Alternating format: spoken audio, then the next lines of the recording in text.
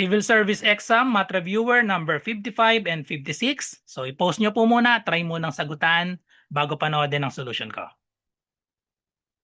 Okay, so number 55, a larger number divided by a smaller number gives a quotient of 3 with a remainder of 5. If the sum of the two numbers is 77, what is the larger number? Okay, so mag-assign muna tayo ng variable natin para dito. Hinahanap natin ay larger number. Okay? So kahit anong variable pwede natin gamitin ha. So L na lang kaya ang gamitin ko para malinaw. Larger number. Okay? So larger number, L na lang ang gagamitin ko. So kahit anong variable ulit ha, pwede. Gagamitin ko L for larger para lang alam ko na agad na L yung hinahanap ko. Tapos X na lang yung smaller. Okay? Xi is smaller. Okay, so buuin natin ang equation natin. Sabi a larger number divided by a smaller number. So ibig sabihin lang nun, L divided by the smaller, X yung ginamit ko sa smaller. Gives, ibig sabihin nun equal sign. Gives a quotient of 3. So ang sagot daw ay 3 with a remainder of 5. So ang pagsulat ng remainder ay plus 5 over the divisor natin, X. Tapos pag sinimplify natin ito sa division algorithm, pag minultiply natin both sides by X, multiply both sides by X, magiging ang sagot dito, the larger number is equal to L over X, dinivide sa X, matatanggal na yung X or minultiply. Tapos yung 3, multiply natin sa X, magiging 3X plus yung 5 over X, pag minultiply sa X, makakancel yung X, 5 na lang ang matitira. Okay? So yan ang ibig sabihin ng division algorithm. The dividend is equal to the quotient times the divisor plus the remainder. Ito yung remainder, di ba? Yung 5. Remainder na 5. Okay? So, ito yung equation number 1 natin. Tapos, may isa pang condition. Ang sum daw, the sum of the two numbers is 77. So, therefore, we have another equation. L plus the smaller is X equals daw sa 77. Ang hinahanap natin, what is the larger number? So, ito yung equation number 2 natin. So, para ma-solve natin yung larger number, kailangan ma-convert natin ang equation natin sa in terms of L parehas. In terms of L parehas, so kailangan natin i-solve itong X sa equation number 2. Sa equation number 2, itong X i-solve natin, yung L mapapalipat sa kabilang side. So magiging ang value ng X ay equal sa 77 minus itong L pag lumipat sa kabila minus L. Tapos itong 77 minus L ipapalit natin sa X ng equation number 1. Ito yung equation number 1, di ba? Ipapalit natin dito yung value ng X na 77 minus L. Okay, so gawin na natin yon. Therefore, L is equal to 3X plus 5. 3X plus 5. Papalitan natin tong X ng value niya na 77 minus L. Okay? 77 minus L. And then we have plus 5. Then solve for L na tayo. All we have to do now, distribute natin. So we have L is equal to 3 times 77. 3 times 7, that is equal to, manual lang natin 3 times 7, that is 21. 3 times 7, 21 ulit, plus 2, that is equal to 23. So we have 231 minus 3 times negative L, we have negative 3L, and then plus 5. Okay? Pagsamahin natin yung L sa kabilang side. So minus 3L, may L dito sa kabila. So add 3L tayo to both sides. Add 3L to both sides, maka-cancel na ito.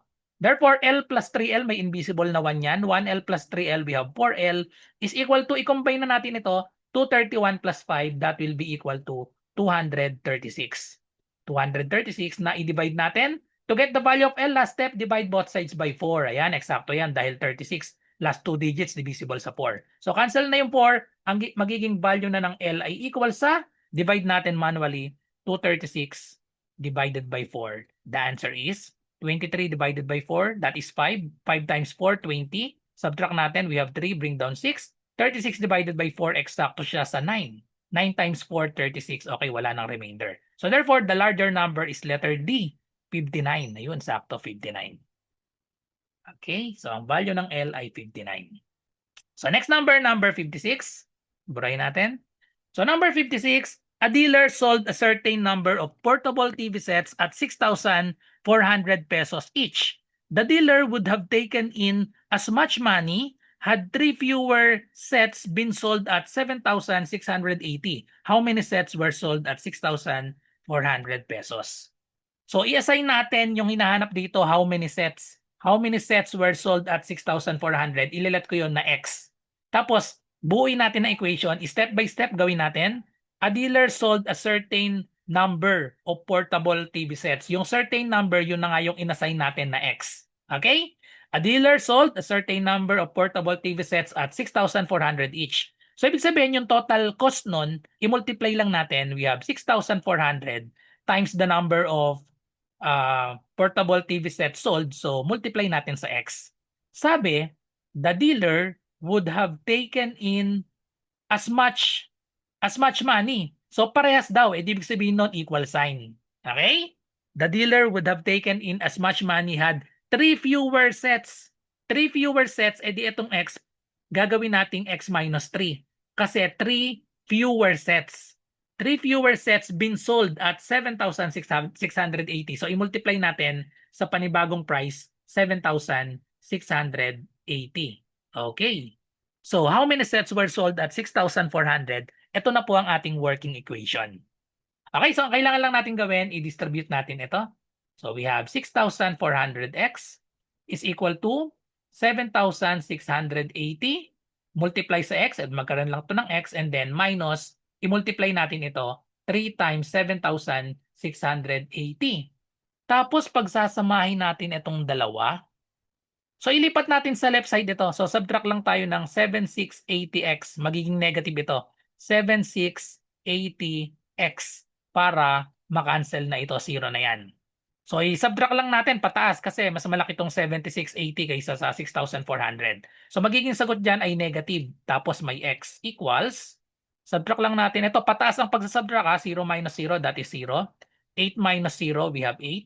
And then 6 minus 4, that is 2. And then 7 minus 6, we have 1. Okay, so negative 1 to 80x equals, i-multiply po natin ito, magiging negative pa rin siya. So, isa-isay natin. 3 times 0, that is 0. 3 times 8, that is equal to 24. 3 times 6 is 18 plus 2, we have 20. 3 times 7 is 21 plus 2, we have 23. Okay. Last step, divide natin both sides by 1 to 80. Divide both sides by 1 to 80. Siyempre, makakancel na yan, 1 na yan. Ang value ng x natin, makakancel na yung negative sign dito, automatic. Positive na ito. So, i-divide lang natin ito manually. Madali nang i-estimate, no? 1 to 80, ito ay 23.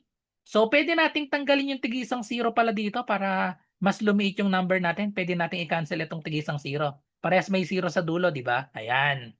So, 2,304 divide natin sa 128. So, gagawin lang natin ito manual.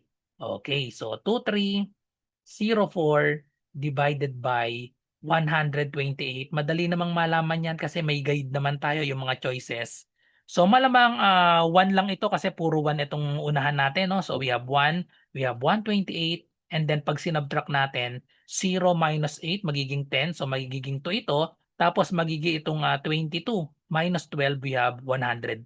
Okay, pag binring down natin yung 4, malaki to, no? 1,024, so malamang ito ay bandang 8 or 6. Ayan, 8 na siguro ito. Try natin sa 8 kung mag-eksakto siya. Eksakto na nga yan. 8 times 8, 64. Ayun, parehas na yung dulo. Okay. So 8 times 2, that is 16 plus 6. That is equal to 22. Ayun, eksakto pa rin, 24. 8 times 1 is 8 plus 2, we have 10. Okay, eksakto na nga siya. 1,024. So 0 na siya. Therefore, the answer is x is equal to 18. 18 ang nabenta sa 6,400 each, na magse-same siya kapag naging 15 lang, tapos tataas yung price sa 7,680, magpaparehas lang sila. So therefore, the correct answer is letter A, 18. Follow for more.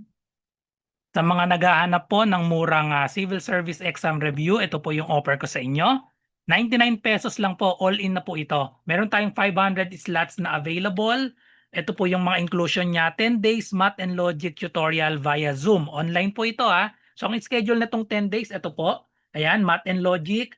7 to 9 p.m. po lahat ito. MWF po ito. So July 6, integers, PEMDAS, GCF, and LCM. July 8, fractions and decimals. July 10, law of exponents and radicals and unit conversion.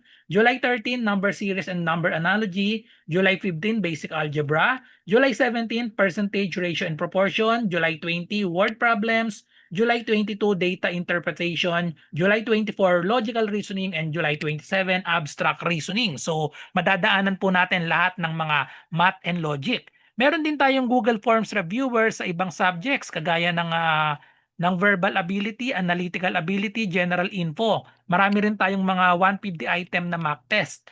Then may only replay din po tayo ng past session. Ito pong mga Zoom meetings natin, recorded po yan sa exclusive na FB group natin. So ano pong inaantay nyo? Mag-message lang po kayo sa akin dito sa aking FB RJ Enseñado.